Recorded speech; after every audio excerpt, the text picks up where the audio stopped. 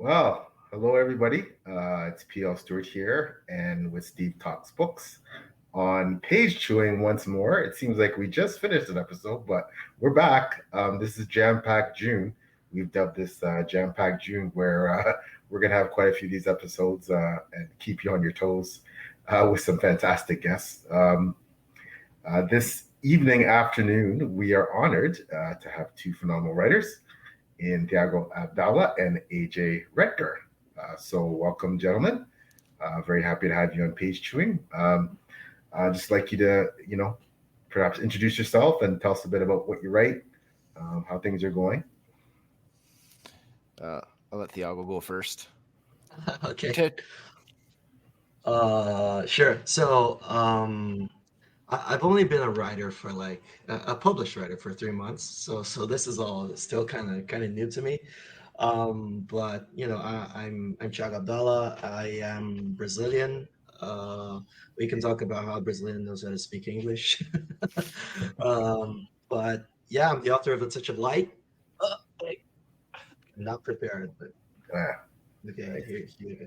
You might I should, because the cover is more recognizable than the than the title, I think, or my name. So yeah. Uh it's the first book in a planned 4-book series called The Ashes of Averin. I have also released a prequel novella, which is the digital version is free for my newsletter, my mailing list subscribers. It actually came out Tuesday this week. I do not have a physical copy because I live in Brazil and shipping, so it's gonna still take maybe a couple of weeks to get here. But yeah, I'm super excited to be here. I'm excited to talk. Right. I'm A.J. Rettger. I'm the author of Oathbreaker, and my next book, Season of Kings, which is the start of a whole new series, comes out July 1st. And yeah, I write like grimdark fantasy, and I try to go as dark and as twisted as I possibly can. So I can attest to that. yeah, Sure, Steve can too. Yeah. Sold me already. Yeah. Fact check true. Yeah. yeah. Yeah. Wow, yeah. I am. If I may divulge, I'm actually Thiago's work is definitely on my TBR. Although I don't want to spoil things here. Thiago will talk about that, I'm sure, later. But his book's also entered in this current SBFBO self-published fantasy blog off version number 8. I'm one of the judges with Before We Go blog, where Steve and I are both bloggers. So who knows? I may get to read Thiago's book. At some point if it makes it to the finals. So you never know. Yeah. So I good hope luck I with hope you that. do. Yeah, because that Good luck means I with got to that. the finals. Yeah, yeah. Exactly. And AJ's book, Oathbreaker, wow, it's just awesome. It's a ride, man. That's a ride.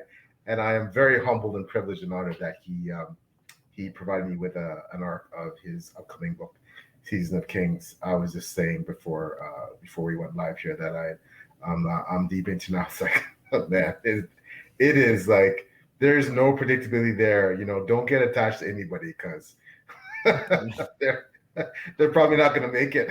So Yeah. Yeah, it was a joy to write that book. I mean, I was like, yeah, let's try and I did Oathbreaker. And I was like, all right, this is the next book. Let's see if I can kick it up a notch and try and build on my strengths. It's a new series, right? Yeah, brand new series. It's set in the same world, just like a couple generations before the events in Oathbreaker. So Oh, I mean, cool. the magic system, but I don't really dive into the magic in the first book. But it's all basically the same rules in my head. So readers don't have to get to it, but Awesome. yeah. wow, that's great stuff, man. Yeah, you guys are. I when I was putting out a tweet about the fact that Steve and I were having you on, it's like, yeah, these are two really up and coming, really hot on the scene writers. That in the fantasy world. I know Thiago. I've seen like the cover of one of your books. I believe you have a blurb endorsement from Mark Lawrence. Isn't that correct? I do. Wow. Man, I was so fortunate to get to know Mark. When I was kind of starting just really starting out. I haven't even launched my book. I was getting into the community and I saw Mark had a Discord, so I jumped into his Discord. It's part of his Patreon. One of the perks is just access to his Discord, and we started talking. And he's super supportive. Uh, I keep saying I'm really fortunate, but I everyone that's there is just Mark just gives us so much time, and I don't know, you probably maybe talk to him a few times because of Spiffable, but he's just, man, he writes super fast, and I think that goes really under the radar. He's always kind of like ahead and ready to publish a new book every year. So he's always working, and the fact that he has time for us is really insane. And we kind of formed a really cool group there. They're a few other authors. It's not only authors, it's a bunch of people who talk about his books. But I've made some really good friends there, that are either writing stuff to publish or have published. So we're kind of starting this trip together, I guess. And one day Mark just he I don't know what he said in the Discord. He was like, I think he just asked a question about one of the chapters, and my instant reaction was, "You're reading it?" It was so yeah. And then he read it. He reviewed it on Goodreads, and man, I'm just so grateful to everything that he's all the attention that we get from him, because he's been awesome. He's been awesome. So yeah, I can't talk about Mark Lawrence enough. He's great. He's the exception to the don't meet your heroes rule, I'd say. He's really cool. Yeah, isn't it funny how when you start off, I'm not sure if you all feel this way, bloggers, writers, all of us in running community. When you start off, especially in social media, you're starting the void and no one really knows you and no one knows who you are. And then you start making these connections bit by bit, and these people who you idolize and look up to, and you realize they're just like you. They've gone through a lot of the same tribulations. They experience a lot of the same issues and positives in writing community. And it just depends on, at the end of the day, it comes down to things like, we're all just human beings, all trying to make connections and all trying to get our work out there, whether we're creative like podcasters, bloggers, YouTubers like Steve, or writers like the three of us. And it comes down to the only difference between all of us is a subscriber count or a sales count, right? Yeah. So that's Yeah. typically what it comes down to. So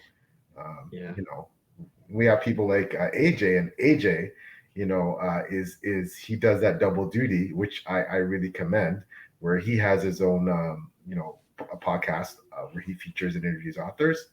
I was honored to be on it, and he's had some really big authors on there, Anthony Ryan, etc.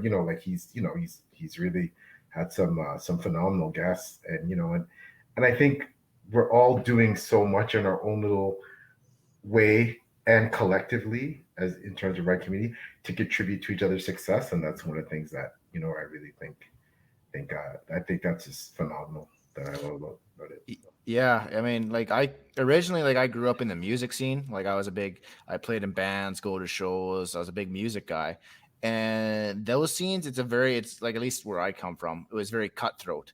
It's very like, people are like, oh yeah, you had a good show, but they kind of just like, I kind of hope you fail, because we want to be the next headliner, we want to be the next big band or whatever. And the writing community is totally different. People like just boost each other and completely help lift each other up, and they're like, oh yeah, I'll totally come on your podcast or your show or whatever. And like, it's just, or like, oh, like when I asked PL to read Season of Kings for me, he was, absolutely, I'll do it. Like, I was like, I didn't think anyone would want to read an ARC of my book. So I was like, oh man, it's absolutely mind-boggling. So like, it's just so supportive, and it just really blew me away. I'm glad I'm part of the community. You know what's awesome about that? The community is actually built to be supportive, in my opinion, because even if you're selfish, even if you don't want to, if you're like, no, you gotta talk about my book or no one else's, if you support other authors, you're kind of helping yourself, because when people buy those authors' books, they're gonna be attached to you, and on Amazon, you're gonna appear in their also bots as well, if they bought your book and they buy another author's book. So you're helping yourself, you're helping your book to be seen by more people. So even if you didn't want to support people, just to support people, Yeah. it's kind of like the system is built in a positive way that kind of incentivizes authors to help each other. Yeah. I mean, obviously that's not the reason you should Yeah. be supportive, and I think it isn't, that isn't the reason why people are supportive. But even if you didn't want to be, you're helping yourself if you're supporting other people. So yeah. Like that's the one thing about the book community is that like the bigwigs, so to speak, like again from the music background, the bigwigs are totally inaccessible. You can't reach them. Whereas like Mark Lawrence and like Anthony Ryan and another one I had on that's big traditionally published is Nicholas Eames, author of Kings of the Wild. They're all like, yeah, for sure, I'll totally like talk to you, read your book, or come on your show or whatever. And it's awesome. I just never thought like, oh my god, I'm talking to like the big guys in the genre. I never thought that'd be. Never thought that would happen. Yeah, Steve, I guess you have this kind of the Totally. same experiences with, you've had some really huge YouTubers, the Jimmy Nuts of the world. Like you interact. So in your kind of side of the house, you've also obviously had a lot of really high profile, YouTubers, especially that you've interact. How was that? How's that experience been?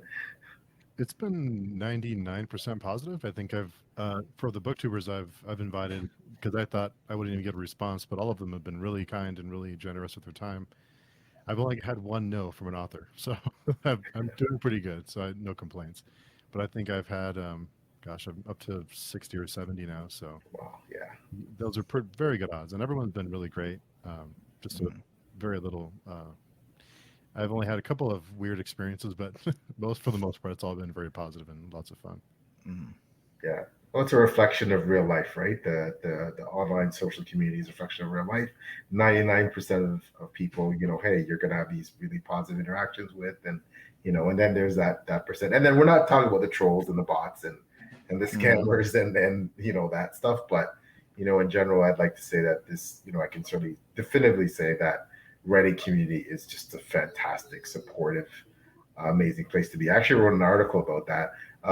AJ and I have shared in the past, the same independent publishing company, Friesen Press, and actually I wrote an article about they asked me to write an article about just what that experience is like and what's some key success, and I said, yeah, just being kind, and exactly as Thiago said it, you pay it forward and you get associated with more people, and your book comes up and on their Amazon feed, and that sells your book, and it's just this this symbiotic thing where it's all positive. So nothing but great things to say about that. So I mean, like one thing I discovered since doing like my own show, I'm sure maybe Steve can attest, and you as well, PL, as you're starting to do these page chewings with him, is that authors aren't the stigma that I had this stereotypical idea of an author, a recluse, a guy who doesn't like to talk, who just sits over his computer and writes in the books. But then once you actually get talking to authors, like, oh man, they're very sociable. Like they really want to talk. I've never had an author's like give me one word answers or just not want to answer anything. Like it's just like, okay, like kind of the trick is to kind of get them to shut up after every once in a while. So you can ask the next question. Yeah. Well, I think authors can comment on like everything because their mind's always working with words, I guess. So yeah, there's so many like different voices in our minds, and we always want to like put it out there. I don't know. Yeah. yeah, I think Yeah, especially. Sorry, go ahead, Thiago. Sorry. no. I was just gonna say that you know, as readers, we sometimes have this view of authors as well, that it's like, oh, they're inaccessible because they did this big thing that's writing a book, right? And then once you actually sit down and write a book, you see that. I mean, I was. I'm gonna mention Discord a lot because I'm like, I really like interacting with people on Discord. But I'm on another server on Discord, the SFF Oasis, and I remember when I just jumped on there, a lot of people were like, I'm a little intimidated to talk to you authors because there are a lot of authors on there, and they do it in a way that's really cool, that you have your role. So kind of, when you get assigned your role, the color of your name changes. So people kind of know who are the authors there, and who are, the booktubers and the bloggers, and some readers are just like, I get kind of intimidated sometimes.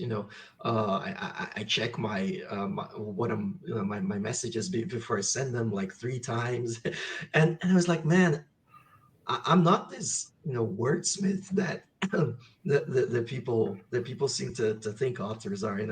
I'm nothing. My editor maybe, I'm nothing without my editor, but we're just people who kind of studied it a bit, or crazy enough to say maybe I can do this as well. Uh, so yeah, it's really funny once you get on the other side of things, and just see how easy it is to be kind of stuck with an image, and you know it's but the community breaks that. I think the book community really breaks that, because it it's just easy to be accessible, I think. So yeah. Yeah, I agree. I particularly think with that stigma certainly is being eradicated, especially because of indie authors. Like we're, as an independent author, we're like, we're happy when someone says, hey, like, I really liked your book. Hey, would you like to come on my podcast? Hey, Yeah. like we're so, and we don't, because a lot of us are unagented, and a lot of us, we're so wrapped up in the overall community. I think our approach is very much, we want to really engage with our audience and our readership. We want to engage with other authors. We're always looking for a new information. Hey, I have this question about cover design. Maybe ask AJ. Hey, I have this question about Amazon and print. I asked Thiago, where, like I asked Steve something, like, we're, because of the nature of our business, right? Especially because for the indie side, we don't have traditional publishing houses to do a lot of this stuff for us. We're always relying on each other for information, for knowledge sharing, and things like that. And I think it's just part and parcel with how accessible we are to everybody, not just our readers, but to other authors, to booktubers, to it's really I think it's a really good thing. So, but Yeah. questions. And Jonathan's here. Hey, Jonathan. Hello, gentlemen. Use that term loosely. Hi, everyone. He's here. Hey guys. Hey, Lisa. Thanks for coming by. Listen. And it's okay. You're not late. Sorry, I'm late. So AJ, with your second book, what were the biggest differences in that journey? What did you learn from Oathbreaker that you implemented in the next book? You need a likable main character, because a lot of people didn't like Mario, and I realized, because like, I get it. I mean, he's a little bit whiny at times, and he's kind of makes incredibly bad decisions over and over again. So I mean, I try to have a little bit more competent main characters, and I think hopefully I hit the mark with that. And then I think the first chapter, I just decided to go grimdark as grimdark. I was like, PL's nodding his head. So I'm like, I try to get that as dark as I possibly could and really set the tone. Because Oathbreaker was very much like, it starts off as a classic fantasy novel, and then like around chapter like 4, I think it takes the turn to grimdark. And I knew some readers commented and sent me messages saying I didn't like how it changed the vibe. So I tried to really make it clear cut. This is the type of book that you're going to get yourself into with the first chapter. Pedal to the metal right away. Yeah, just kind of really throw them into the deep end and see if you like it, you like it. If not, well, then at least you only read like 7 pages, and then no harm, no foul, right? Yeah. Okay. Hey, Kay. So quickly, regarding you both essentially have 2 books out, so maybe we can get you both to essentially give us a little bit of an elevator pitch about both your books, kind of what they're about, and So the readers that don't know as much perhaps about your writing get a little taste. So Okay. You can start it. Okay. Yep. So the first book was Oathbreaker. It follows this knight who's like, I guess, a knight in training when we first meet him, and then he basically graduates at the top of his class in school, and they say, hey, in order to become a full-fledged knight, you have to complete your first deed. He's like, perfect, I can do anything, I'm the shit, great. He goes off and immediately realizes the world is not, rescuing damsels and slaying dragons. It's a lot more gritty, darker than that, and he's very naive. And then throughout the book, he just falls into one mess into another, and he kind of relies on his compatriots and his companions to bail him out time and time again. And eventually, like at the end of the book, he kind of gets his own autonomy, makes his own decision. And, I don't want to give anything away, but he makes his decision. And then Season of Kings, the next book that's out in July, follows three protagonists. There's Grimm, there's Anna, and Albert. And all of them are different. All of them are very... Like Grimm is very, I guess, survival instincts because where he finds himself in the situation. Like, again, I don't want to get so hard to like give an elevator pitch without giving anything away, especially for that book, because I feel like a lot of threads are right at the very beginning and then they get taken away, and I kind of want to keep the curveballs. But yeah, he's a legendary warrior, and he's accused of heinous crimes, and he has to try and clear his name.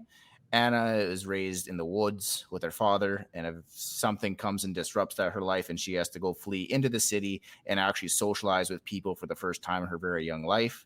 And then there's Albert, who basically is thrown into the throne room and has become king after his father's death, and is trying to navigate how to be king when everyone kind of wants him disposed.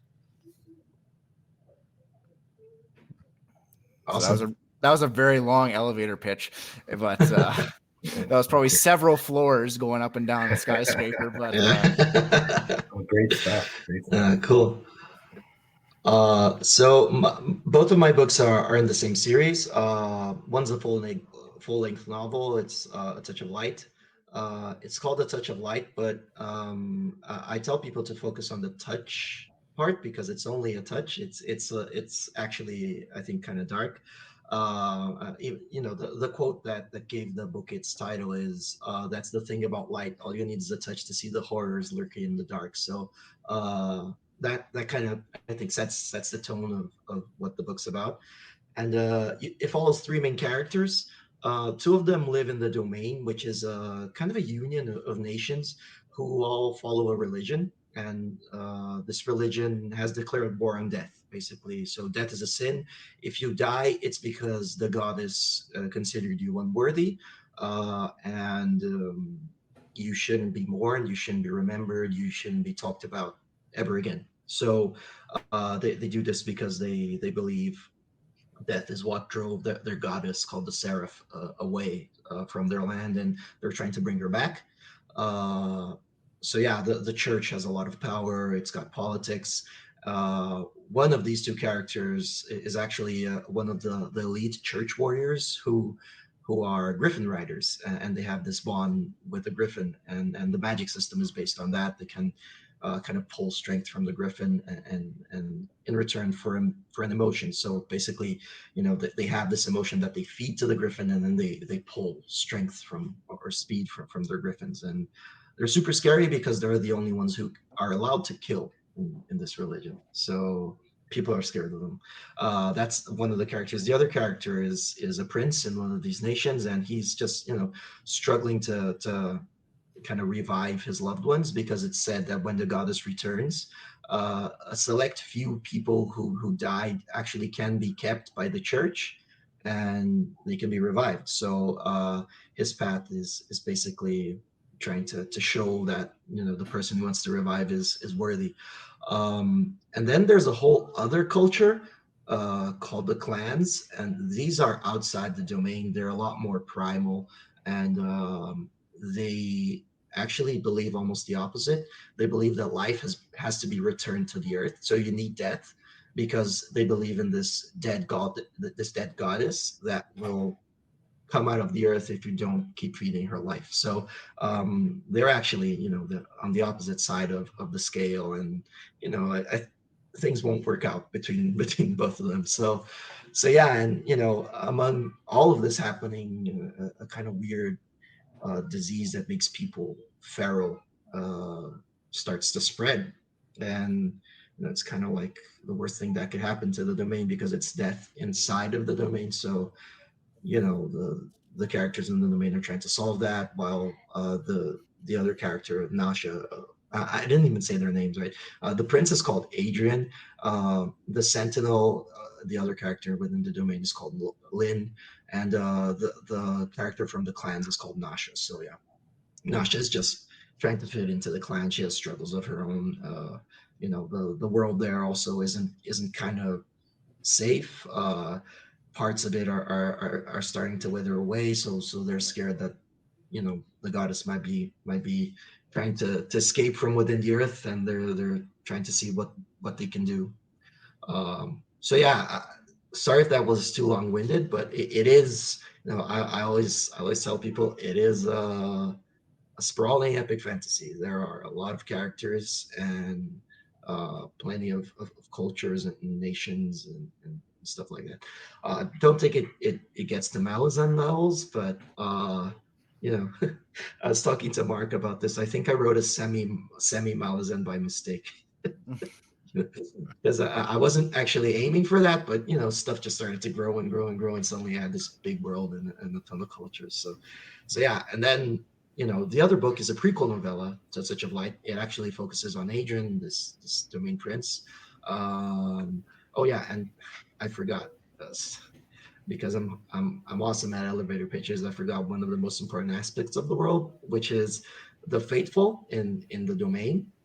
They live by the blessings of the seraph, and they actually can live really long lives, like hundreds of years. So this prequel is set 100 years before, and it's the same character. It's one of the POVs that you get in the Touch of Light, because they're part of their religion, and they've been given this long life. So this one follows his relationship with a nation that's kind of like their rival, but he's actually in love with the princess of this nation. So a reviewer from FanFi, Neil, said, I think he said it best. He said it's like Romeo and Juliet meets Pirates of the Caribbean meets Lord of the Rings. So it's kind of like those three things kind of mixed together. And yeah, I think that's a good way to describe it. It gives a little more depth into the past of one of the characters, while also kind of creating a little bit more mystery that's going to be explored in future books of the series. But I do agree with most of the people who've reviewed it, who say it's a better starting point because it's a little more contained. So imagine if Malazan had kind of a little novella that introduces you to the world and explains a little bit, and already gives you a POV for you to be comfortable with, and then you can jump into Gardens of the Moon and at least know a little bit more what's going on. So yeah, it's kind of like a cool little path to just keep things under your thumb, I guess.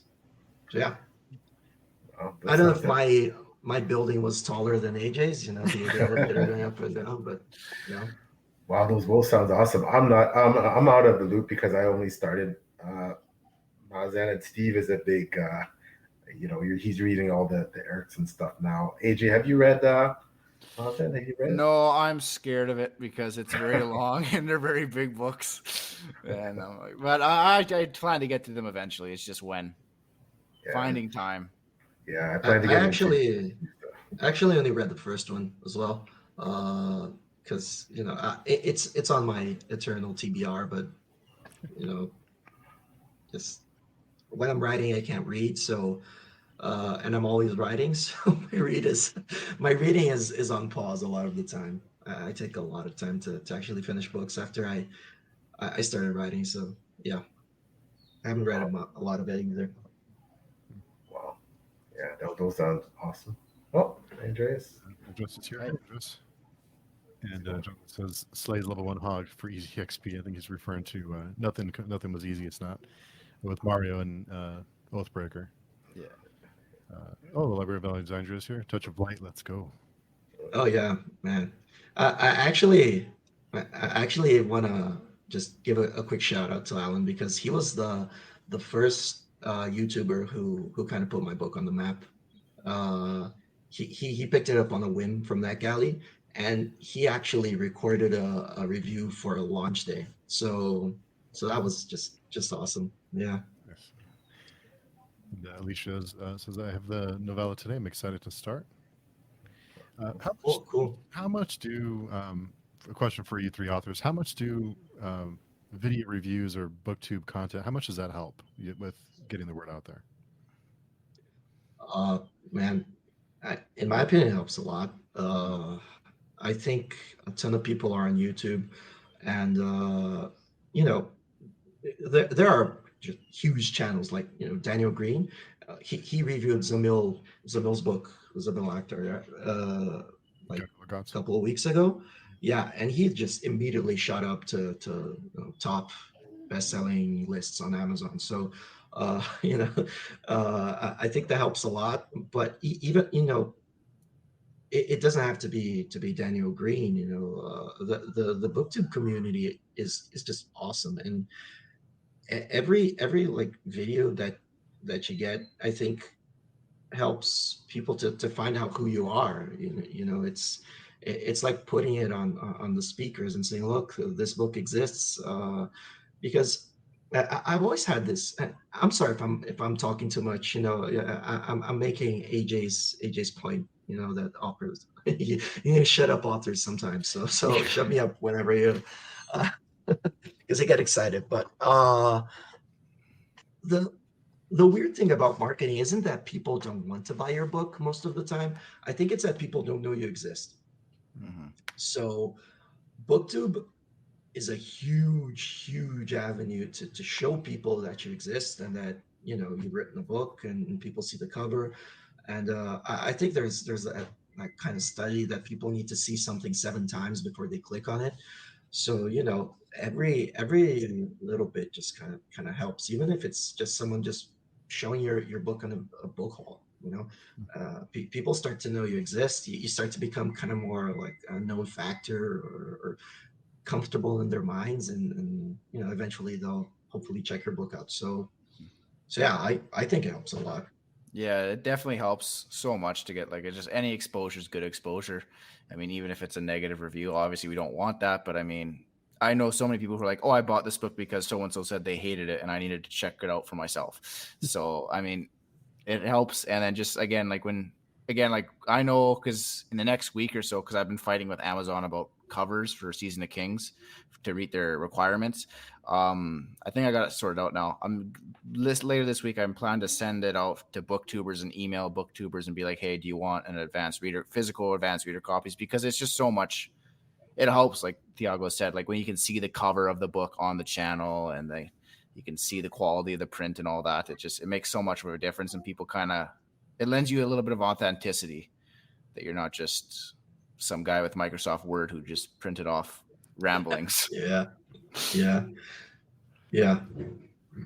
I can't overstate how important booktubers are, and we talk about this several podcasts through page chewing. Our guests have either voiced it themselves or concurred that, especially during the pandemic, I think we realized that when physical book fairs and conventions, things like that, were shut down, booktubers, a lot of booktube channels started during the pandemic because people were cooped up and they wanted to do something. They wanted to express themselves. They wanted, an outlet. And we got some amazing booktubers that started up then.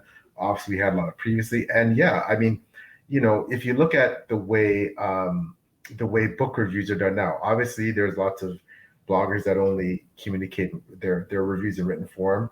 I understand that. Obviously, I'm a blogger, and I all my reviews are written through the wonderful Before I Go blog, led by the awesome Beth Tabler. But someone like Steve, I mean, right now I'm really humbled. Like Steve has my book. There are friends that are like, that's like someone's looking at that saying, okay, well, the guy actually has a book, as AJ said, as Thiago said, right? It's not just so it actually exists, and it's all about your brand. I think a lot of great books don't sell because they're not marketed as effective as it could be.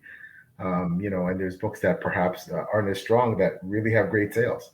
And I'm not saying that there aren't a lot of great authors that don't have great sales. I'm just saying that I think marketing really is that link to if you want to grab that audience and have that exposure and rise with awareness. It's all about like you said, putting your name out there and doing things like this, right?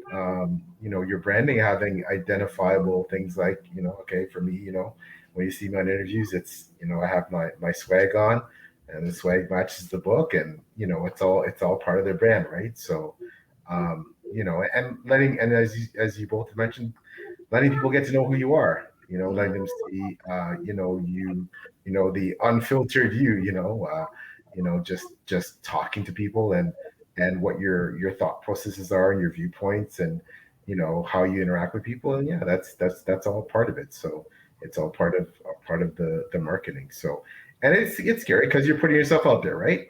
Mm-hmm. So it can be scary sometimes. Right? Yeah. You take a risk, right? People may not like you. People may turn people off, but you do your best, right? So Yeah, and sorry, so you go ahead. I'm sorry, go ahead. No, I just gotta say that PL touched on a really important point, which is getting people getting to know who you are, because sometimes an author is nothing more than just like that smug looking photo that you have at the back of the book, which is just basically kind of like par for the course, I guess, for authors to, and mine's super smug, you can see in the video, but the thumbnail, but once you get to talk to those people, you see they aren't scary, they're just like cool people, and I think it actually helps to do your marketing and even sell your book sometimes, just see that it's written by someone who's like just relatable. And I think that's even a big part of Brandon Sanderson's, brand, is just that he's relatable, he's approachable. Yeah, and again, like I'm going to bring it back to the music scene because that's what I grew up with. There's a guy who's in a metal band, Lorna Shore, Will Ramos. He's just, I mean, when you listen to this music, if anyone's a metalhead listening or watching, he just sounds like the devil as he's screaming into the microphone for like 3 minutes and 45 seconds every song. And then you watch him interview and he's just the most relatable nerd on the planet. Like, man, I love this band because he's just like super relatable now. Like you just say, I feel like I've grown up with the kid. Right. So it's just, I think it's the same thing with authors. When you go on booktubers, you just feel like, hey, I kind of know this guy now. I know he's about, they're good people. And AJ, were you fighting with Amazon because of the type of cover you wanted? Because I know you had some trouble with that with Oathbreaker. Was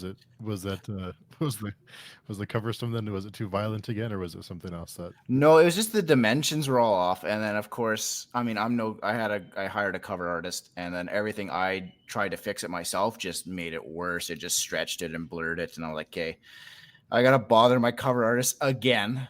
And like 3 months later, I'm like, hey, can you fix this? I'm so sorry. I sent them Amazon's, criteria. And thankfully, Matt Barnes, he was just absolutely like, he's such a good guy to work with. And I think he was recommended by Zach Argyle, who wrote Voice of War, for anyone listening. And great guy. Zach's a fantastic guy. Zach's an amazing guy. Amazing guy. And he does a lot for the book community too.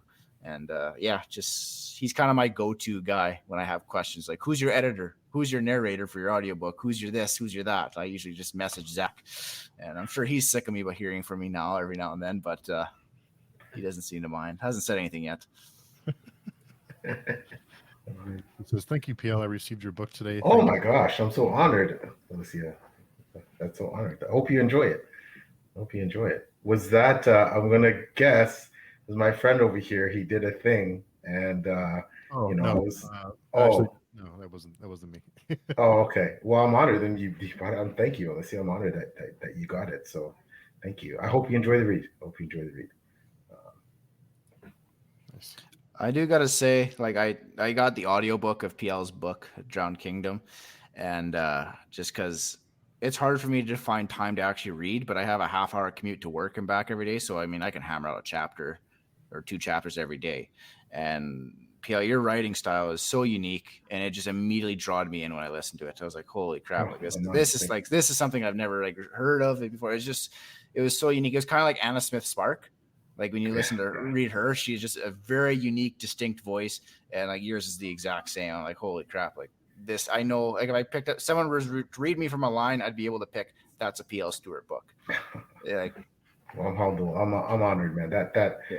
as you guys know, when YouTubers and fellow authors say kind things about your work, that's you have this moment, right? Like, and obviously, I can, I haven't, although I haven't read Thiago's work, it was on my TBR long before, he got into SPO. But AJ is like, I said this in my review about AJ's book, Oathbreaker, the first one and I'm in the middle of reading the second one, as I said, like he has that Abercrombie vibe, like this is a guy with immense talent, and I can't wait to see where he's going to take it. So it's dark as all get out. It's yeah. Steve, you will enjoy Season of Kings. It is it's dark. The only thing I think I fail of, like when you like again, like I'm just absolutely humbled when I'm compared to Abercrombie. The only thing I know I don't measure up 100% is his humor. Like Joe, he's able to sprinkle in jokes here and there, and I'm like, I wish I could do that, but I can't. So I'm just gonna kill a character because I'm frustrated. Humor is probably the hardest thing to do in it is all kinds of writing. So yeah. It's so subjective. Like I had a good conversation on my channel with Nicholas Eames about this, and he was just like, yeah, like it's really hard. And he's just like, for some reason, like people just get his humor when he told jokes. They just landed. And I think it takes courage to put a joke in your book because because there's nothing worse when you read a passage from another author's book and then they say, and everyone laughed. And you're thinking, did they though? Because like it's just nothing really funny happened.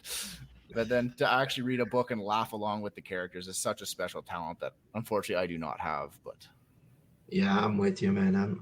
I have officially embraced dad jokes because I know I'm not funny, so I just live off dad jokes because I have fun with them. So yeah. I think in my books it's all about my character's really mean and snarky and privileged, so his jokes are biting. He's cutting people up. Usually you're taking them apart, so that's the humor. It's not nice, but that's who the character is. So that's where you'll find the humor in my book, where he's usually, poking not so nice fun at somebody else. So,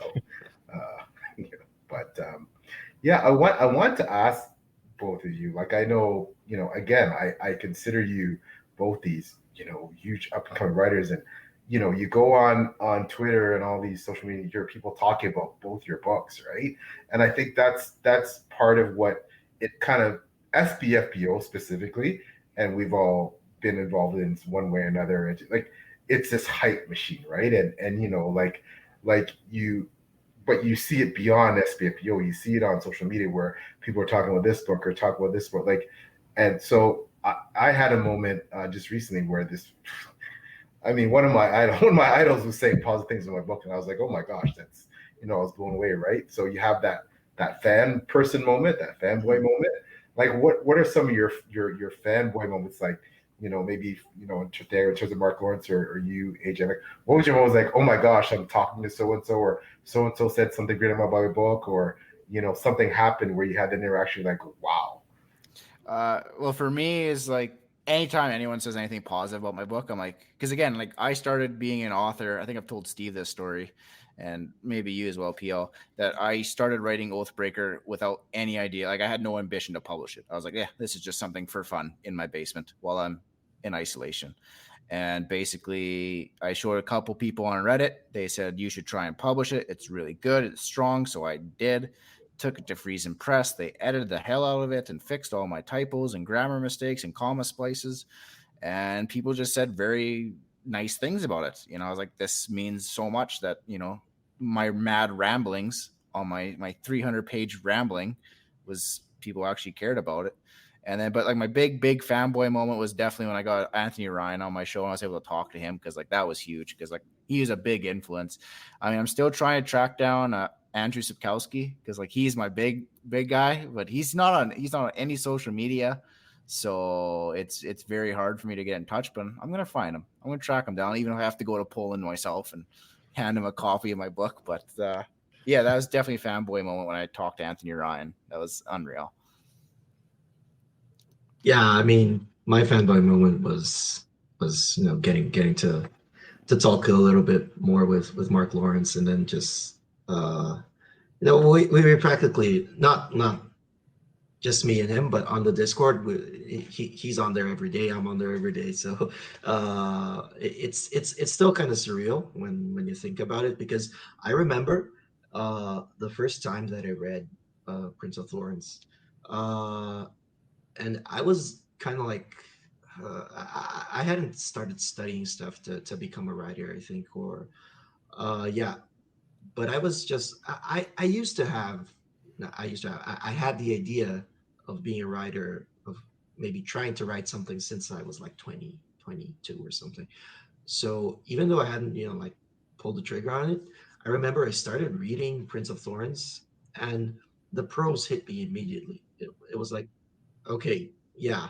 And then there's so many cool ideas, and stuff is so intriguing at the beginning of that book.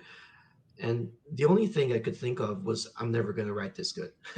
It was a similar feeling that I had with Game of Thrones, because when I read Game of Thrones and the whole Song of Ice and Fire, because these authors, they inspire you, but I joke that they were kind of like the opposite to me, because I'd already, they already done it. What am I going to do that's better than this? So I still had that feeling of reading Mark Lawrence and saying, I'm never going to write this good. And then, actually talking to him and interacting with him, and seeing him with my book in his hands. He posted the pictures on Twitter and everything. It was, man, that was, I think, the most fanboyish moment that I've had until now. Yeah.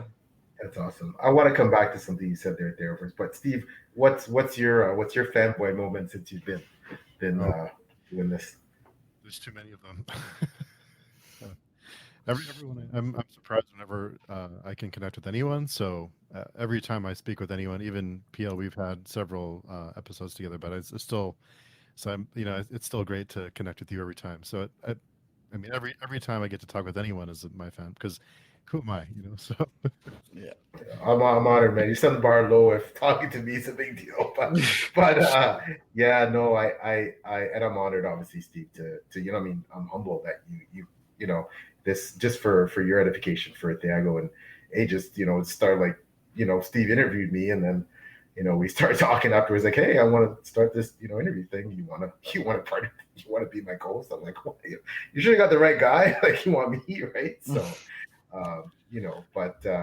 but what I want to say, though, is that, and I think it affects YouTubers, all of us creatives, right? Is and I want to touch on this. Is this, and this is something we've talked about in previous podcasts? Is this imposter syndrome thing? When Thiago says, I'm never going to write like Mark Lawrence. We all have that thing in our head, like, oh, I'm never going to write like so and so. I'm not, you read their work, and someone's work who you really admire, and you start feeling inadequate about your own writing. Like, oh man, like, how do you beat that? How do you beat that syndrome? Whether it's you, Steve, whether you're looking at some years going, man, or for the writers here, like, what are your coping mechanisms, or do you feel that? Do you feel that as much? Is it lessening as you gain more followers, more audience, and people start saying more good things about your books? Or like, how does that for you? I think for me, the imposter syndrome goes away once I get, as bad as it sounds, I get validated by readers and by other authors and stuff. It's like, okay, I haven't written a complete piece of shit. It has some merit to it. Okay. And then it kind of fades away. But like, my author journey didn't start with imposter syndrome, as I'm sure most people's did. Mine started out of pure petty spite, because I didn't like Henry Cavill being cast as Geralt in the Netflix show as Witcher. And I was like, fuck it. I'm going to write something better than Sapkowski's Witcher series. And then like halfway into my book, I'm like, I am not going to do it. I'm writing something terrible. And then apparently I wrote something half decent. So it's definitely not up to the snuff of him. But I mean, that's kind of, I had that arrogance, I guess, going into it. And then I got a reality check as I bit more into the project.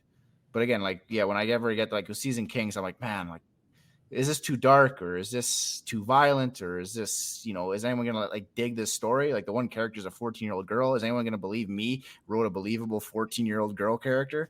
And then I've gotten some reviews back, and a lot of them are like, oh yeah, like this is totally like on par. Anna's a great character, well fleshed out. I'm like, okay, so calm down. It's just the self-doubts, self-intrusive thoughts, and I just kind of take the facts, not what I got in my head, which I think is important. You wanna go, Steve? Oh no, go ahead. So yeah, I totally agree with AJ that you know reviews kind of give you validation. I've told Alan this from he was like my launch day reviewer guy, right? And he really liked the book, and I've told him that every time I feel like imposter syndrome creeping up, I just go and watch his review again. I've watched it tons of times, just to okay, Alan likes it. A lot of people like it. Alan's read a lot of books. I kind of tell myself stuff. He the book isn't going to be for everyone. Is something that I think you need to tell yourself a lot. Um, so yeah, find your crowd is something that really helps me with imposter syndrome. Just try and move on from the negative reviews and focus on the good ones, and that's helped me a lot. And another thing is just kind of putting stuff into a time frame. I think is a way to put it. So we see people's success and we forget, or we haven't seen all of the time that they spent in obscurity before they were successful. Joe Abercrombie, I think I saw an interview saying that his book didn't hit with readers. The mixture of comedy and kind of grimdark didn't hit with readers back in 2005 2006 when it launched, and he actually took some time to become this big author that everyone knows now. So stuff takes time to evolve and to uh, just work, I guess. So um, imposter syndrome kind of plays on that, and I think you need to give yourself time to breathe a little bit and say, things are gonna be all right, and if they aren't all right, it's just keep doing it. Give yourself time to be successful, I guess. That's really good. What about you, Steve? Do you ever feel that sense, and how do you, if you do, how do you manage it? All the time. I've been close to just saying I should just pack up and take my ball and go home. Kind of. That's happened quite a bit, but there are some people who come back, like commenters or other booktubers, or when someone says, "Hey, I really enjoyed this review," or "Hey, I really like that book you talked about." That's the kind of stuff that keeps me coming back, and I think part of it is what you guys mentioned is some people just won't like you no matter what you do. You can be whoever you Yeah. are. Someone's just not going to connect with you for whatever reason, whether they don't like what you like, or they don't like your face, or they don't like what you say, or whatever it is. You just have to accept that, like, not everyone's going to be a fan, and that's okay. Not everyone's going to agree with you, but we know that we all like different things, and we can all be friends at the end of the day. So it's okay. Mm-hmm. Yeah, and then you get 1,000 subscribers, and then you're like, oh my gosh, and then you have a party, and then you're, which I, I think I have to say, for me, I think one of the biggest things that gets me through is my writing friends. And I say that we all have our unique groups and friendships and kind of support networks in and outside of writing.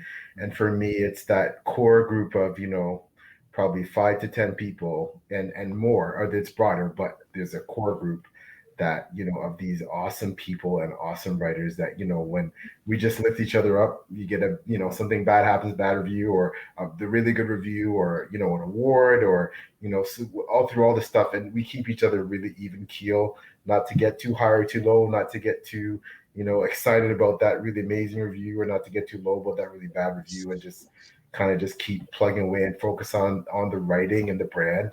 And like I said, I'm blessed to have a really core group, people like Holly Tinsley and Tim Hardy and Bjorn Larson, and Eve Kogochi and RP Lauer, list goes on. But there's a group of people that, Sean Bell, Tierra Coughlin, they keep me sane when it comes to this writing stuff, because it can get kind of crazy, right? It can really get kind of crazy. So and people like Steve, right? Now I'm including Steve in that. Steve Taylor from Maybe Two Pages, Lana from Laura Lullabies. You have all these, you make all these connections, and people that start to mean so much to you, right? And they get you through the tough times when you're doubting yourself. And and they're also there to, maybe, when again, they're, a lot of them become beta readers, and they're there to help critique your work and help you improve. And so yeah, very blessed. That's what tends to get me through. Speaking of Lana, oh my gosh, Lana, we love you. How you doing? Hope you're having a good day. And Chris says, imposter syndrome often never goes away, regardless of the level of success. Even successful people often feel like they are the one step away from being found out. Yeah.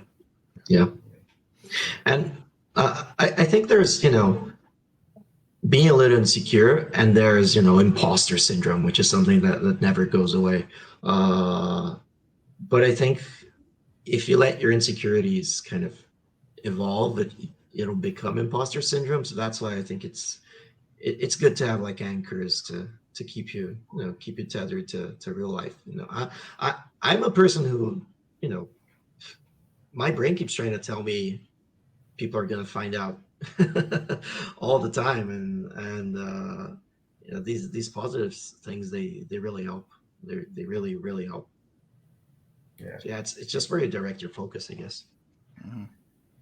Even being on things like this, like, I keep, what happens, it is not about comparing yourself to other people, or looking at someone saying, oh my gosh, woe is them. It's about, you realize that there's authors that would do anything to appear on a podcast, would do anything to have, a YouTuber do a review of their book, would do anything to have, a certain amount of reviews on Goodreads, or to win a writing award, or, like, there's all these milestones that a lot of us experience. And, you think, oh my gosh, but I'm comparing, compare yourself to this person. But meanwhile, someone's looking up to you saying, oh my gosh, I'd love to be AJ or Thiago, or, you know what I mean? Like, and you don't realize it until you start talking to more and more people, and you start, interacting with more people, and you realize that, and that also comes with the responsibility, I think, to be even more supportive and to give back more and more, because you remember, I remember specifically Twitter, man.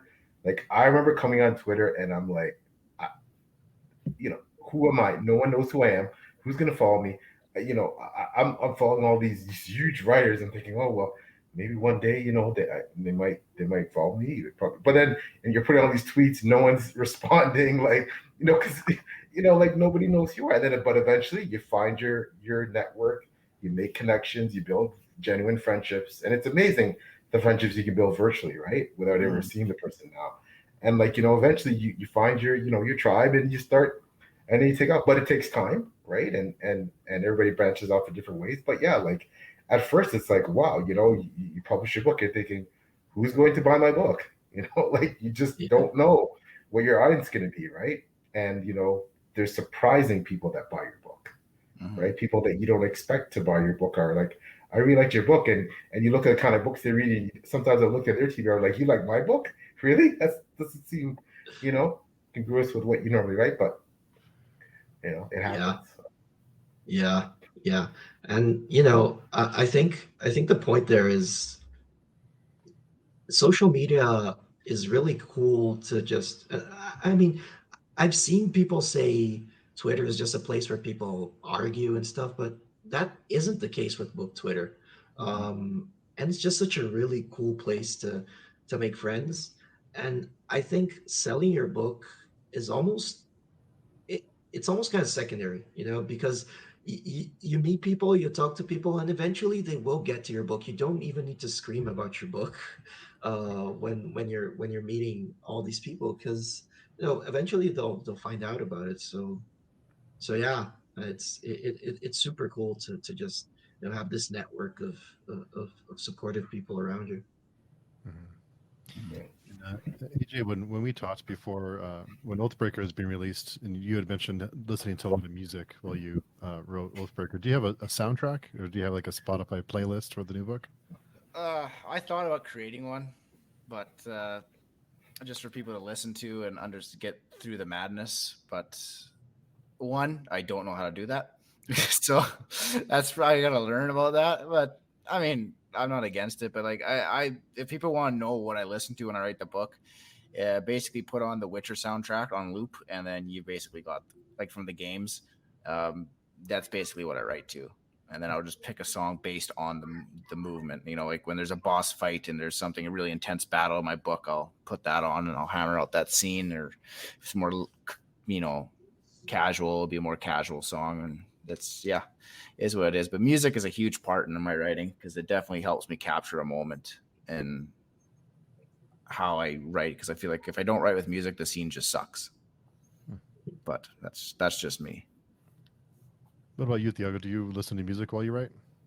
Normally not while I write. I've listened a lot to music before I write, and I actually do listen to music for battle scenes or really emotional scenes. Mm-hmm. Those are like the only two moments that I put music on, and man, does it make a difference to have those epic battle music, just tracks just in the background.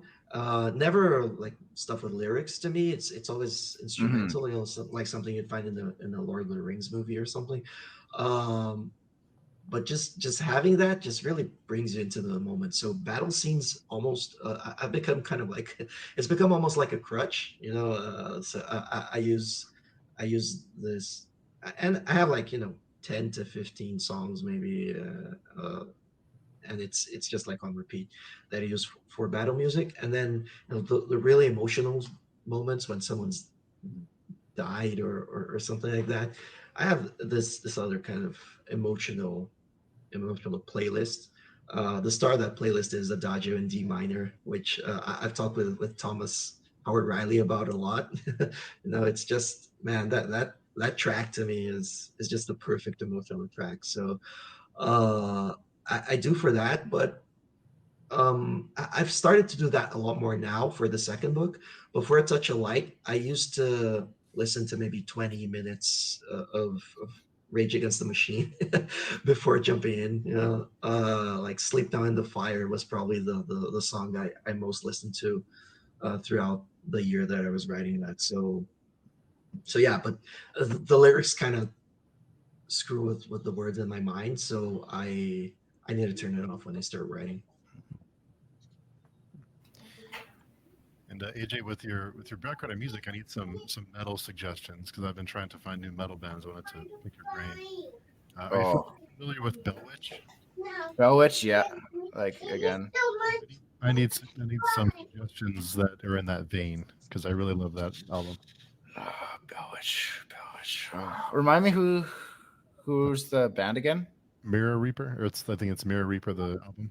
Bellwitch. Oh, Bellwitch. Okay, I was thinking the album. I don't know. Man, of course, big metal guy, loves talking about metal. As soon as he gets asked a metal question, brain just is dead. Nothing. I'll shoot you a message, Steve, because right now I'm just drawing a complete blank.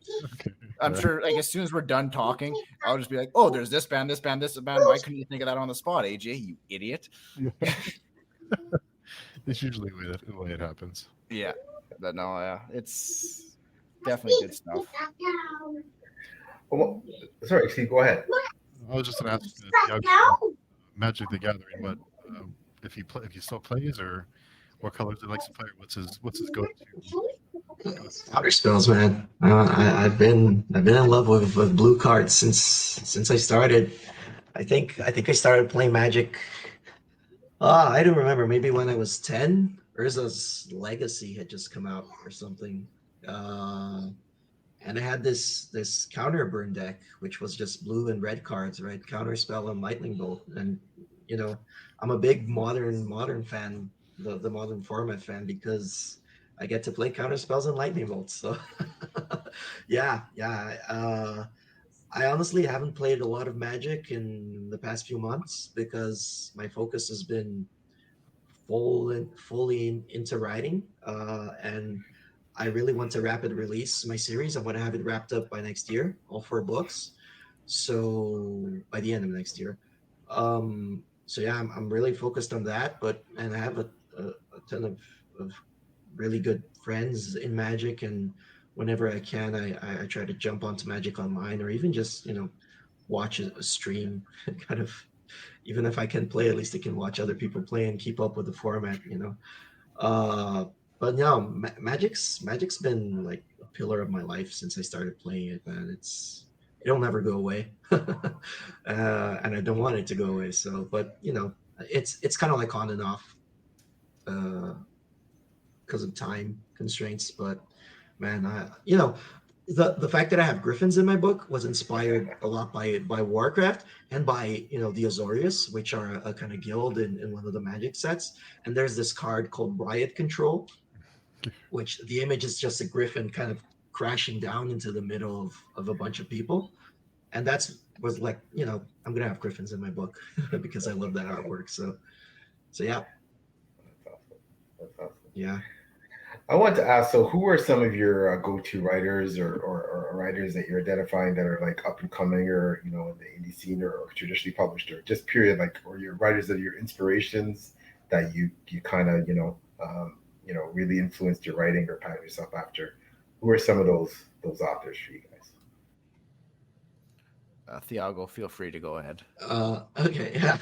So it's funny because every time I talk about my inspirations, I don't think my writing resembles uh, the writing of those authors, but I actually think inspirations are authors you pull little bits from, and then you just kind of create your own thing. So the main ones for me are obviously Mark Lawrence.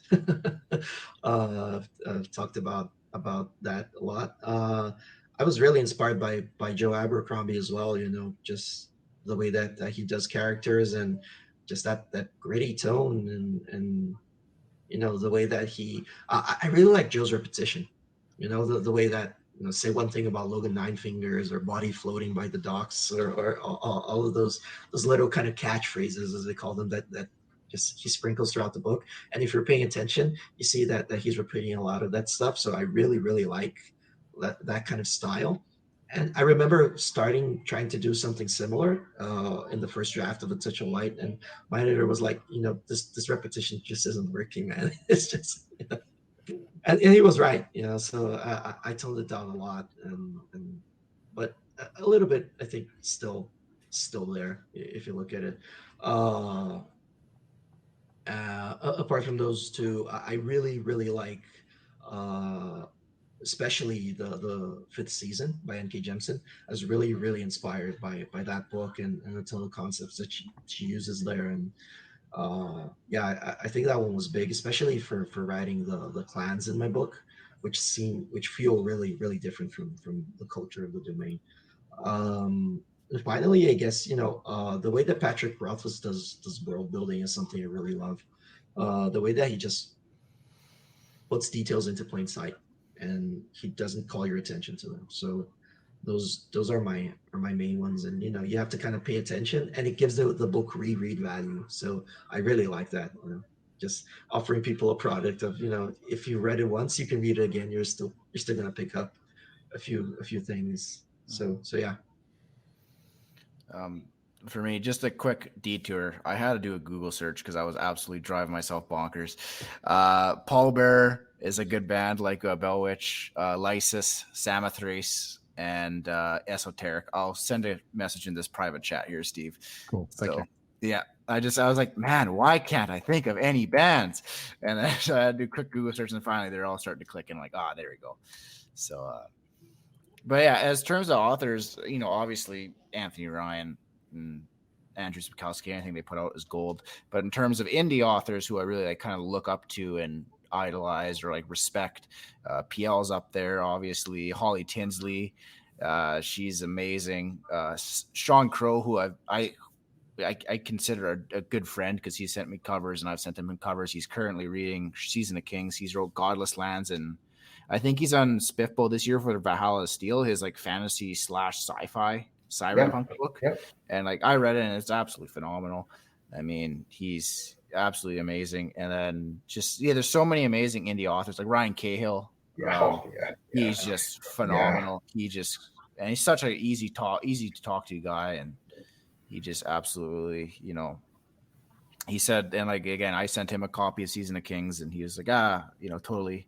He's busy, but like, he says he'll try to get to it. So obviously, and then Zamil with a Gunmetal Gods, he's huge, up and comer. He's a big swinger in the indie. So I look up to all those people, and it's just, and there's so many more that I can't think of on the spot, but like, yeah, I can compliment that list because I didn't get to the indie author part because my mind is a sieve. So I kind of the question drains out of it. But all of those you said, and Ryan also helped me a lot, which is talking and watching his interviews, and he's always open to talk about a lot of stuff. So yeah, Ryan was really great. But there are also a couple of Spiffle finalists from last year. Crystal Matar and L.O. McRae. Oh yeah, and they're just awesome people. And I've talked with DWS a lot. He finished a trilogy recently. Rob J. Hayes is always super friendly. Who else? And I have a lot of authors that I talk to in all my Discord groups. The guys on Mark Lawrence's channel always help me a lot. Joshua Shu, Kian Ardelan has a book in Spitball this year as well. It's one of the most intriguing titles. It's the fantastically underwhelming epic of a dead wizard and an average bard. I saw that. Yeah. And Shauna Lawless also is The Children of Gods and Fighting Men is going to come out in September. So yeah, we're always talking online, and I've always like put myself into a corner when I say names because I'm sure I'm going to forget one, and the person's going to say, "Man, you didn't. You didn't. How did you forget me?" But my mind is a sieve, so sorry. Oh, no apologize. I feel the same way. Like, I mean, there's so many. I have to give shouts. I mean, I could obviously we could all talk for hours about. I have to give shouts out to people like Jenny Wirtz, traditionally published, but she's just an icon. Christian Cameron, another iconic, writer. Indies, most all the ones you mentioned. And more, E.G. Radcliffe is a phenomenal writer. Rob Hayes, you mentioned. There are so many. Clayton Snyder is uber talented. Michael Fletcher, these guys are like mind-bogglingly talented, right? Just totally phenomenal. And there's so many more, but like again, you could go on and on, but those are just a handful of the amazing writers out there that just Yeah, Ben Galley and Jim Wilborn are two that I forgot that were gonna kill me if I. Sorry, but yeah, man, Ben has been so helpful. I chat with him a lot about marketing stuff and all that, and it's just so cool to get these people with experience to help you, and Jim's kind of like one of the guys who's on like the path with me, and we share our experiences of all the stuff that we're doing. So yeah, it's been really cool interacting with these guys. Yeah, it's hard to be an author, period, and to be an independent author is just it's a real niche, unique the role that I think I couldn't even, if someone describe what it's like to be the author, that would take me a long time to adequately explain, right? Because there's so many aspects of being the author that you're responsible for. And there's so much more, I think, again, like I said, that level of engagement, interaction with your readers and with co-authors and with, YouTubers and bloggers and, everyone in the community. I think it's really, it's definitely taken over my life, I'd say, in a good way. You know what I mean? And I keep saying, well, I can't take on anything else. And then I take on something else. And then there's writing, right? Yeah. Then there's writing, you actually get your books out. But I don't regret a thing, and I'm having a blast. And, and that's where I have to especially thank people like Steve, who's given me this opportunity to, be a co-host and another platform that people get to know me on. So, but sorry, Steve, I think you have a question that you were going with? Oh, no, I was going to ask both of our AJ and Thiago if they have any favorite family recipes. It's one of my favorite questions for guests. I do. I don't know if there's a single name for it, but my surname is Abdalla, so I really like Middle Eastern cuisine. And my grandmother's always had this dish, which is just stuffed grape leaves. It's grape leaves with rice and seasoned kind of minced meat, and the seasoning is what makes it special. And it's like it goes into the pressure cooker, and it's just awesome to eat with bread and stuff. It's man, Mm-hmm. it's I grew up on that. It's my favorite dish.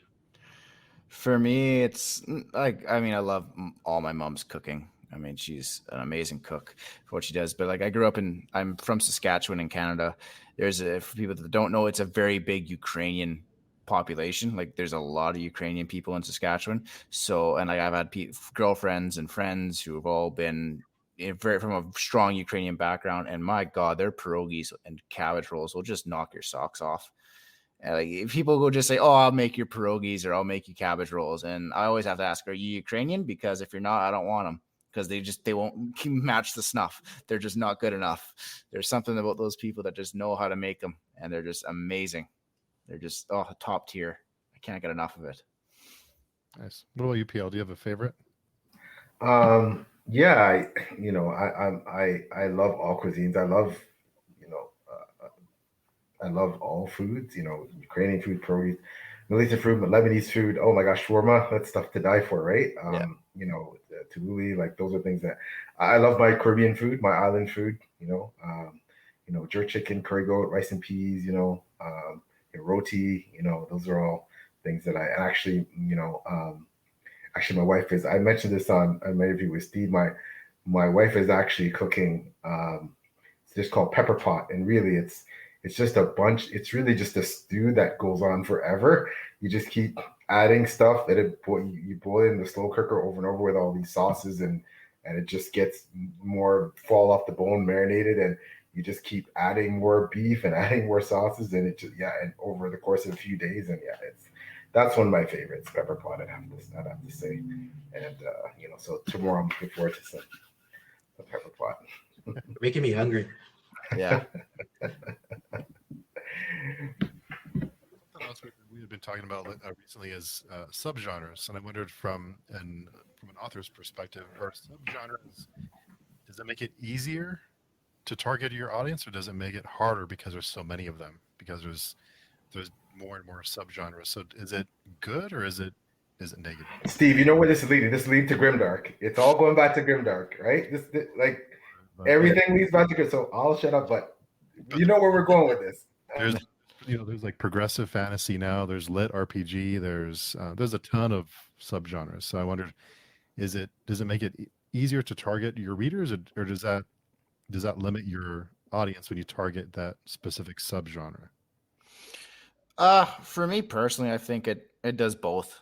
I mean that's not a very exciting answer, but I think that's the most honest one, is that you get people who are like, I love grimdark and people love dark fantasy. They'll gravitate to your book if you label it dark fantasy. And then you get the people obviously who say, "Oh, dark fantasy, grimdark, I don't want to read that." They'll think Michael Fletcher and Joe Abercrombie and stuff, and immediately just be put off with that, when really there's a sliding scale. I think Mark Lawrence actually posted something in I'm in one of his Facebook groups, and he's I think probably posted in the Discord. I'm not in the Discord, so Thiago will have to add it. But it's basically titles of different books, and the bigger the title, the more grimdark they are.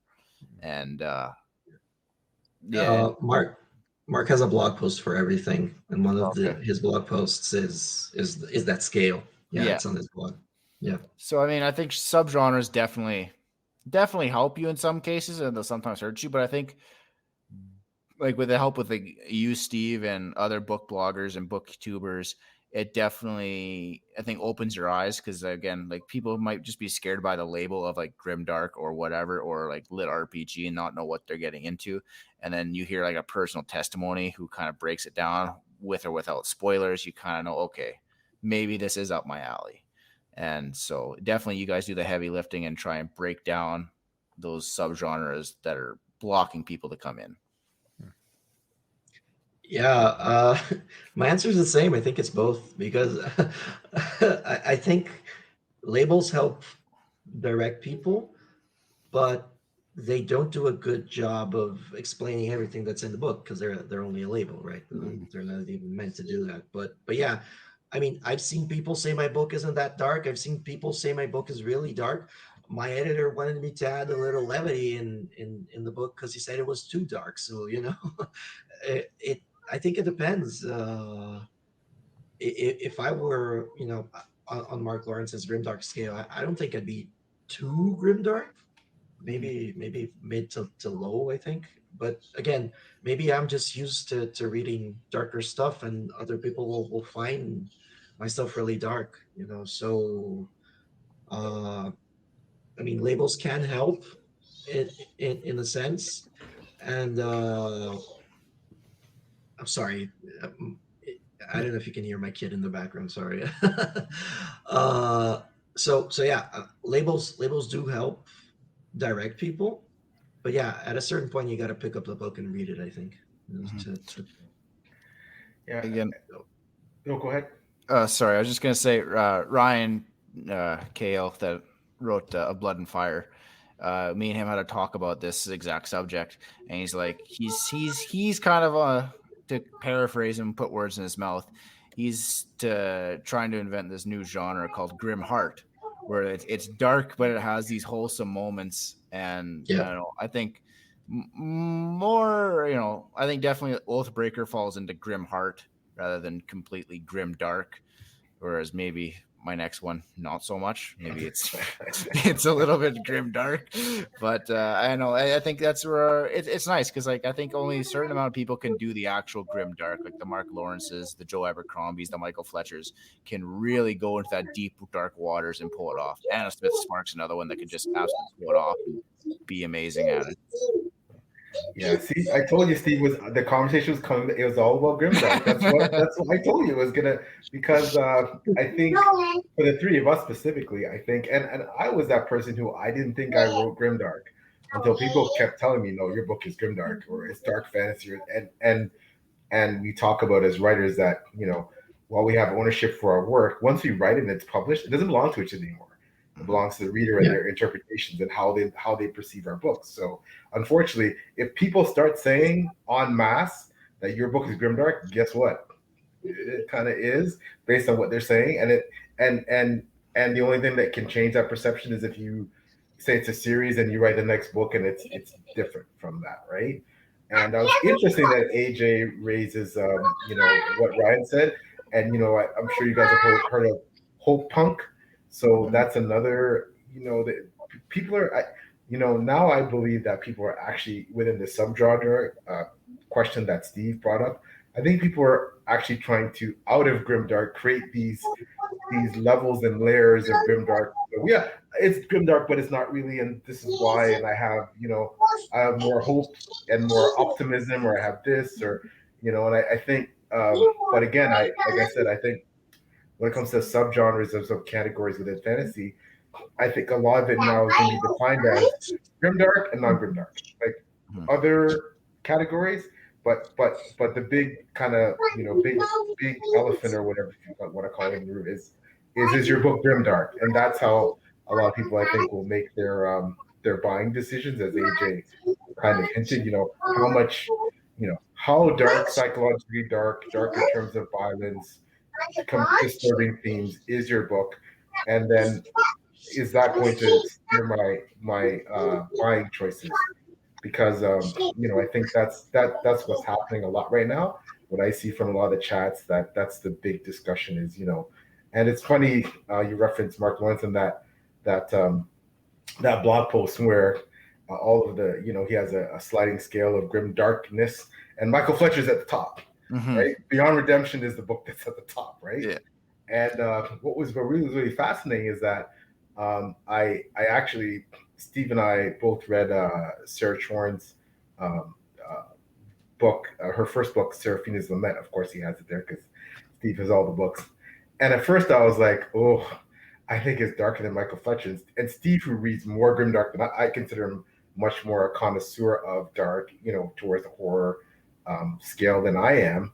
And he's like, and then it's funny, I watched the video, he's like, maybe PL has something there, maybe it is kind of dark, right? And it's just, but you don't know till you read it, right? And you don't, and everybody's gonna have their own impressions. Like for some people, oh, Michael Fletcher's not that dark. Now this is dark, you know what I mean? So it's just, I find it fascinating, right? I find it fascinating. Like I've had people, like, to kind of talk about myself here, I've had people come up to me and say, oh, your book's not dark, it's just violent. Like there's no psychological, darkness that you get in the Fletchers and Abercrombies, that psychological, I guess, darkness. And then I've also had people say, like my parents, my grandparents, be like, why is it so dark? Why is it not optimistic at all? And I'm like, So, I mean, it definitely is to the reader's discretion. And so, but again, like PL said, it's not your book once you release it anymore. It's the populations, and what they define you as is kind of what you are. So AJ, after they read Oathbreaker, did you stop getting invites to family get-togethers? Yeah, it's kind of weird because like my grandpa is a very, very traditional, salt of the earth guy and like optimistic. Like he's like the man just never has a negative thought. And he said, "Oh, I'm gonna read Oathbreaker." I'm like, "Oh my god, you're gonna hate it."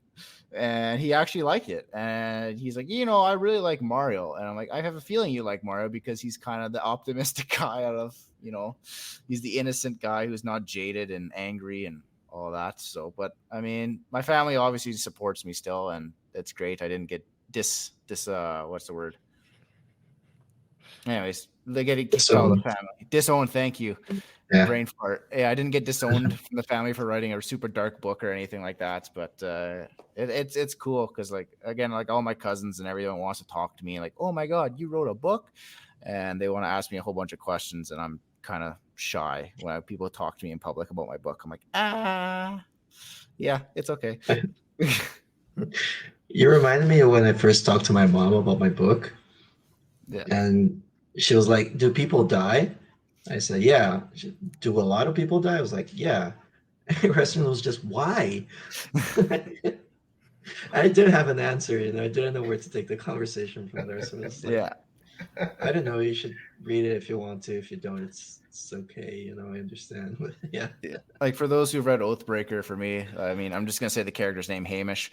And then my dad basically just texted me like at 10 p.m. at night. He's like, why? And I'm just like, can I have context to this? And then the next text was Hamish. I'm like, oh, okay, I understand where you are now. And then, so yeah, I think again, Thiago's book. I'm unfortunately I'm going to hold off now until after SPFPO and see what his fate is. If he's going to the finals, then I'll probably get a chance to read, hopefully. But with AJ's book, because I can tell you, man, like I believe that your books do have that psychological darkness, definitely, and that so much of the book is about, Mario's disenfranchisement and obviously cynicism that escalates because, like you said, he's realizing that this hallowed world of knighthood and chivalry, it's somewhat of a fallacy, right?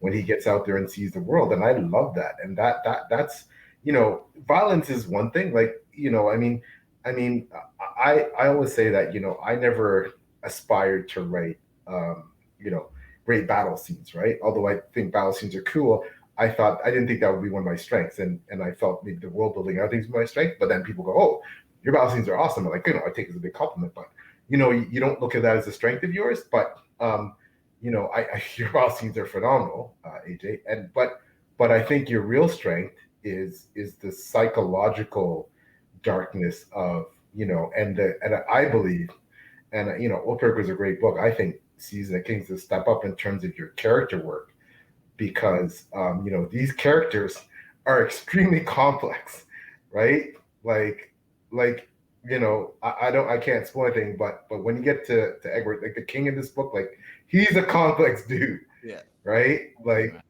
very complex. But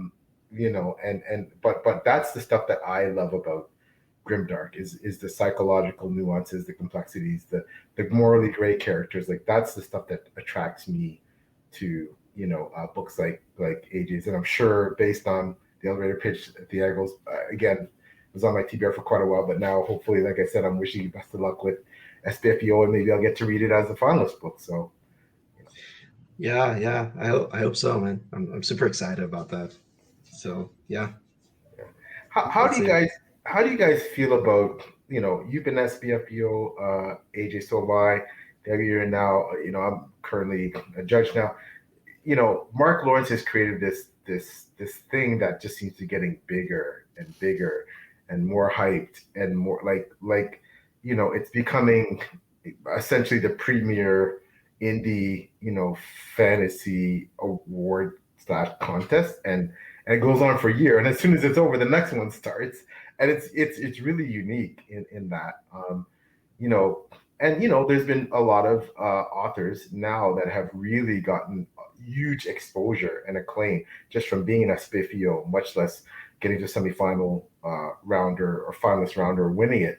And there's authors that are, and if that's your thing, and I know Mark always emphasizes that that's not the nirvana, but if you aspire to get noticed by a big trad publisher, it's a great way to do it. Some people have gotten contracts, book deals off the heels of these, contests, as you know. They're well documented. Jonathan French's and the Dennis Madisons and the Justin Lee Andersons and all these authors. Like so. Josiah Bancroft as well. Josiah Bancroft, yeah, tons. Now it's becoming a thing where now we have to start thinking about how many, right? So what do you think about this whole SPFEO thing and the fact that the entire fantasy, especially the indie fantasy world, seems to be glued on this thing and the hype and all the different chat rooms and groups and discords and sub chat like what do you think about this whole thing? From an author standpoint, it's great because it gets your book in front of so many people. I mean, people like when I'm looking at it, I'm scrolling through each blogger's list of who has what book, and I'm like, that's a cool title. I'll Google it and I read the blurb. I'm like, I'll buy that book. That seems incredibly interesting, and I'm sure other people do the same thing. And then just from a fan standpoint, it's amazing because you're bringing all these books together, and it's kind of like playoff. Like I'm going to bring it up to the NFL because I'm a big NFL fan. It's kind of like playoff football. Any given Sunday, anything can happen. It's not like the big names enter and the big names are going to win every year when there's surprises every year about people who get in. And, like this year's Spiff Bowl winner, Spiff Bowl 7, I can't remember who it was off the top of my head. Is not the person. Drain and Ruin. Drain and Ruin. Yeah. Fantasy romance, right? Yeah. I did not think they were my underdog, if anything. I thought, again, it was going to be Crystal Matar or Holly Tinsley or the mad child of Michael Fletcher and Clayton Snyder put together. And I thought for sure those would be like the big heavy hitters. But again, like it's any given Sunday and it's so entertaining to watch. You go in, every couple weeks or every day you're looking at seeing who reviewed what. And it's so awesome to see that, as a book as the book community has something like this and fantasy has something like this that you can actually, I guess look forward to. It's kind of like our playoffs. You'll kind of want to see what's going on. Yeah.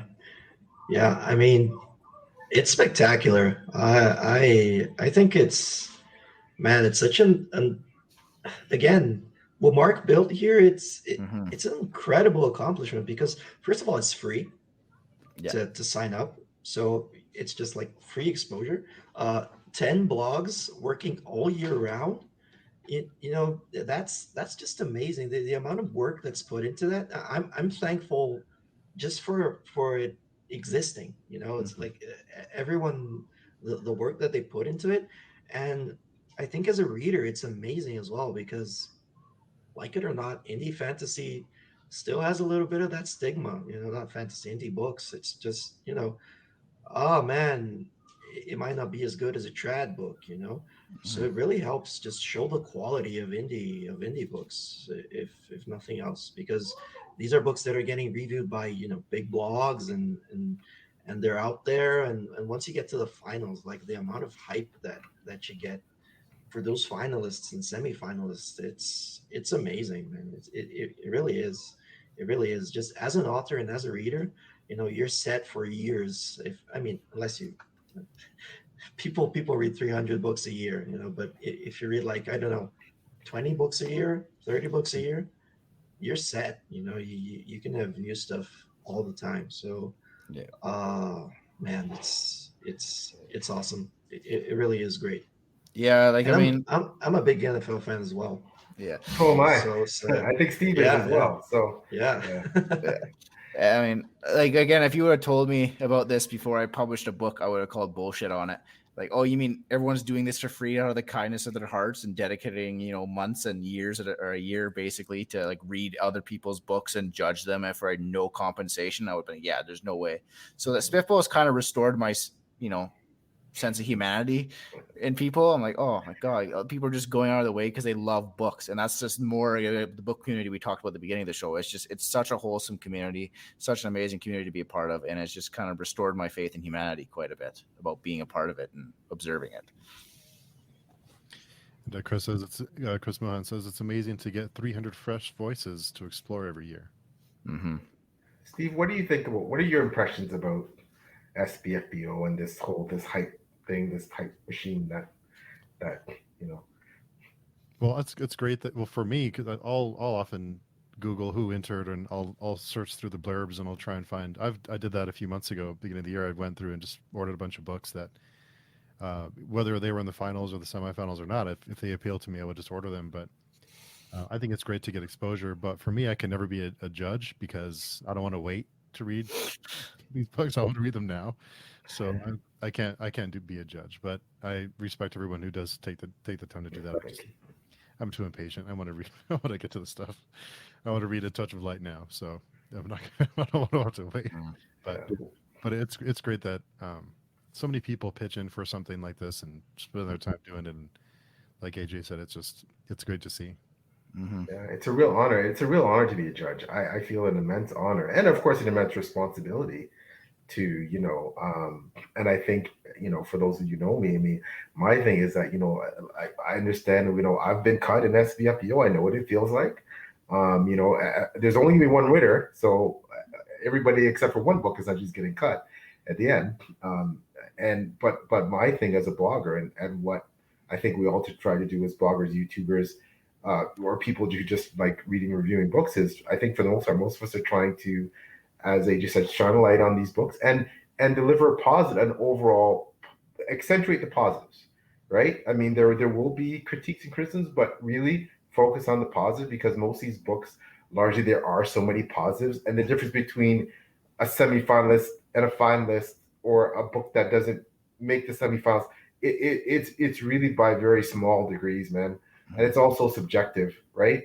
AJ's semifinalist might not be Thiago's, might not be mine. Like, it's all subjective. So, you have to really give kudos to all 300 writers for putting in these books. And I can say the caliber is so high overall. Like, again, it just, so much of it is luck.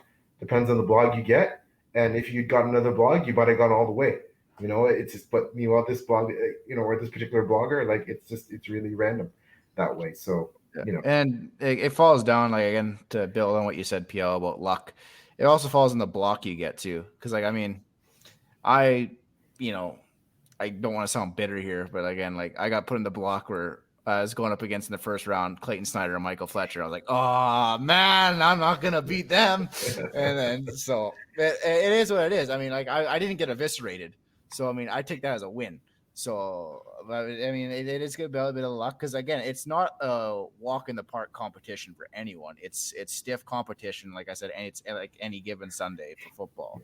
It's anyone can win it, and it's hard competition, and like you said, it's very subjective. But the bloggers, so Yeah, I feel the exact same way. My blog had Clayton Snyder, Mike Fletcher, Rob Hayes. Like, I mean, yeah, some of the top indie fantasy known indie, and some of them didn't make it out, right? And Mhm. so, like you said, it's any given Sunday, and there were some marvelous books that were very much under the radar books that did really well in the competition, as we all know, and have gone on to be much more widely recognized and get a lot of claim. And that's the glory of it all, right? So. But anyways, I know we've been chatting for our Can, 40 can I minutes. just say that before we go this year, the books that before we go got, man, that's a stacked group. Well, So I'm man, there, so yeah. yeah, I know. It's so hard because again, there are all such high quality books, and I said the difference between someone making or not make it is going to be just by Yeah. these subjective degrees that you have to pick someone to advance and someone has to not advance, and that's hard, and it's hard on the bloggers, and again, no one enjoys cutting books, right? No Mhm. one enjoys. You wish everybody could you wish you had 300 font lists, but in my mind and a lot of bloggers' minds, there are 300 font lists. Just the attempt and just putting your book out there and taking that chance, and like I said, the fact that the caliber is so high, yeah, it really feels like it's you're dealing with 300 finalist caliber books, and now you have to Yeah. pick from there. So it is, like I said, it's a tough thing, but I consider a real privilege to be Mhm. part of that. So, but yeah, once again, I know you've been so grateful with your generous with your time, guys. Really appreciate it. All the world, and it's been awesome. Before we start to wrap things up, can you please tell us, AJ and Thiago, what's the best place to get a hold of you? What are your preferred social media platforms? Your website for your books. Where do you prefer people buy your books? Do you sell your books out of your directly off your website, or is it Amazon or some other platform? Like, can you tell us a bit about that? Yeah, I guess I'll start it off. You can basically contact me anywhere. If you find me online, shoot me a message. I'll probably answer. But like Twitter, obviously at Rettger22, my last name, my last name 22. My website's www.ajrettger.com. You can buy Oathbreaker and pre-order Season of Kings on Amazon. You can get signed copies of Oathbreaker from my website. I'll eventually have signed copies of Season King for sale on my website as well that I'll ship out. I think because I don't understand how Amazon publishing works, that you can actually buy Season of Kings right now. And I got to try and fix that because it's not released right now. I think you can actually order with a messed up cover, of course, because it's going to be the one that I try to fix myself. So it's probably going to be a really bad cover. So maybe you want to hold off. But I think you can actually buy it right now because I think someone ordered it. And I'm like, oh, I didn't realize that was live. I'm going to have to fix that. You can But pull it down. yeah, I'll have to pull it down tonight and then resubmit it and get everything ready. But as of right now, how it stands, I think you can kind of get a steal ahead of the release. But that's we're sure you can get in contact with me and get my books. Cool. So I'm on most social media platforms, but the ones that I check more frequently are Twitter and Discord. Um, if you message me on Twitter or Discord, I'll probably answer you like really really fast because I'm pretty obsessive about checking my notifications on those things. So yeah, you can buy my books on Amazon or probably anywhere that sells books. Except for the ebook is Kindle exclusive, but the rest are probably everywhere.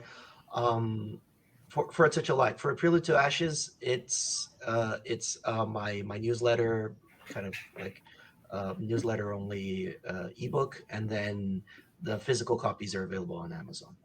So yeah, you can find my website at www.tabdalla.com, the T and then my surname. Um, and then you can get information about me there. There's a really cool map in high res there as well. If someone's confused about where people are going in my world, you can just have it open there. It's I really like that map, and so I put it up on my website. And yeah, I think that's it. And my Twitter account, my Instagram account, they all have my link tree for all the links if you want to follow me. So yeah. Steve, what about you? Where can we get a hold of you best? Twitter, of course, Steve Talks Books. I am on Vero. I use Vero for kind of my personal stuff. And also pagechewing.com. We have a forum with the calendar and blogs and videos and all kinds of other stuff. So those are the best places to find me. And PL Stewart, again, www.plstewart.com. That's the John Kingdom site. Everything you wonder about the books, what's coming out.